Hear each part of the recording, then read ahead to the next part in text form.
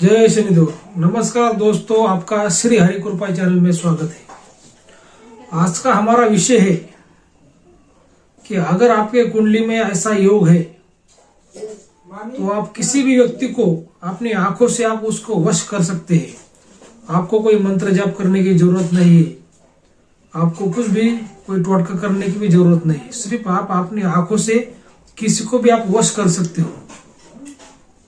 तो कौन सा योग है, उसके क्या फायदे हैं, क्या नुकसान है, तो इसके बारे में आज मैं आपको जानकारी देने वाला हूं। तो अगर आपने चैनल को सब्सक्राइब नहीं किया तो पहले चैनल को सब्सक्राइब करिए, बेल आइकन को दबाइए, लाइक करिए, शेयर करिए, वीडियो को पूरा देखिए, अंत तक देखिए। तो क्या है दोस्तों कि ये जो योग बनता है, ये कुंडली में योग बनता है। और आप अगर आपके पास आपकी कुंडली है, आपने कुंडली का विश्लेषण किया हुआ है, तो ये योग के बारे में आपको आप ये जानकारी आप पा सकते हैं। आप ये आपकी कुंडली निकलकर उसे कुंडली को खोलकर आप देख सकते हैं, आप समझ सकते हैं जो आज मैं आपको जानकारी बताने जा रहा हूं। अगर आपने कुंडली नहीं बनवाई तो फिर आप कुंडली बनवा लीजिएगा किसी पंडित से, या अगर आप हमसे कुंडली बनवाना चाहते हैं तो हमारे जो स्क्रीन पर जो नंबर दिए गए उस नंबर पर आप हमें संपर्क कर सकते हैं।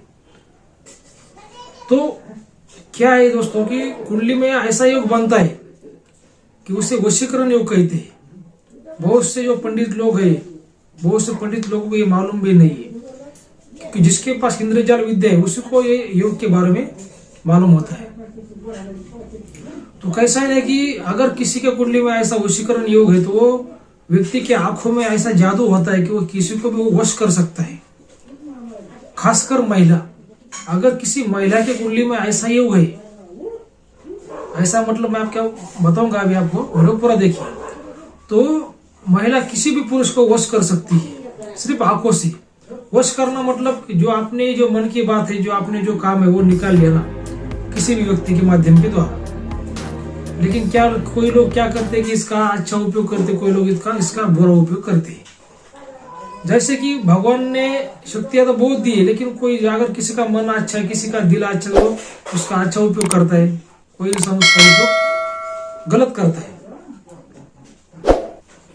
तो कि अगर किसी पुरुष के कुंडली में ऐसा ही होगा तो वो भी उसका फायदा ले सकता है। क्या पुरुष भी, मतलब अगर पुरुष के कुंडली में ऐसा योग है तो पुरुष 70% उसका फायदा ले सकता है। लेकिन अगर किसी महिला के कुंडली में ऐसा योग बनता है तो वो उसका 100% वो फायदा ले सकती है। सिर्फ आंखों से वो किसको भी वो वश कर सकती है, सामने वाले इंसान को। तो कैसे वश कर सकती है? सिर्फ आंखों से। और वो योग कौन सा है तो सुनिए, ध्यान से सुनिए। आपका चाहे लगन कौन सा भी हो, किसी भी लगन में अगर दूसरे भाव में, कुंडली के दूसरे भाव में, उसे धन भाव भी उसे कहा जाता है, उसे वाणी भाव भी कहा जाता है। तो कुंडली के दूसरे भाव में अगर चंद्र शुक्र की युति है, या सिर्फ शुक्र ग्रहदेव बैठे हैं, और वो भी शुक्रदेव उस कुंडली के वो कारक ग्रह है, या केंद्र भाव के स्वामी या त्रिकोण भाव के स्वामी है वो शुक्रदेव, और वो कुंडली के दूसरे भाव में बैठे, धन भाव में बैठे, या चंद्र शुक्र की युति धन भाव में है,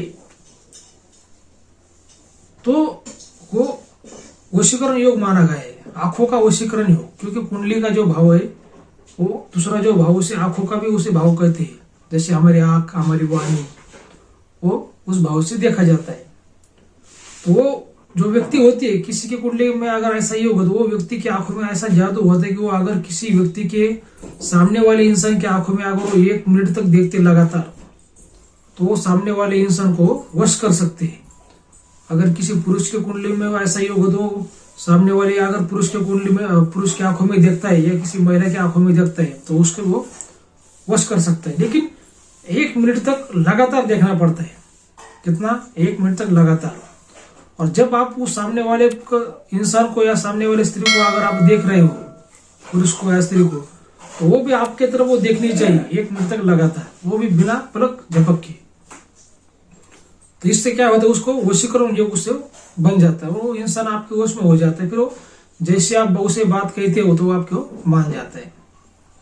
लेकिन इसका सही उपयोग करना चाहिए। देखिए, भगवान ने जो विद्या बनाई है वो अच्छे के लिए बनाई है, किसी का भला करने के लिए बनाई है। अगर आप इसका दुरुपयोग करते तो आपके कर्म के फल आपको भोगने पड़ती है और वो विद्या भी आपके पास नहीं रहती। तो क्या है ना कि जो भगवान ने आपको शक्ति दी है उसका अच्छे के लिए उपयोग करिए। क्योंकि जो रावण था वो भगवान शिव का सबसे बड़ा भक्त था, सबसे बड़ा शक्तिशाली वो उस युग में वो इंसान था। फिर भी वो मारा गया, श्री राम भगवान ने उसे खत्म कर दिया, उसका वध कर दिया। मतलब रावण अपने कर्मों की वजह से रावण मारा गया। अगर वो अच्छे कर्म करता तो उसकी मृत्यु जल्दी नहीं होती। उसने बुरे कर्म किए, उसे उस बुरे कर्म का उसे वो फल मिला। तो कुछ भगवान आपको अगर शक्ति देता है तो उस शक्ति का आप अच्छा उपयोग करिए, बुरा उपयोग ना करिए। अच्छा आप उसका उपयोग करेंगे तो आपका अच्छा होगा, बुरा अगर आप उसका उपयोग करेंगे तो आपका बुरा होगा। ठीक है, ये वीडियो आपको कैसा लगा? अगर अच्छा लगा तो हमारे चैनल को सब्सक्राइब जरूर करिए। धन्यवाद।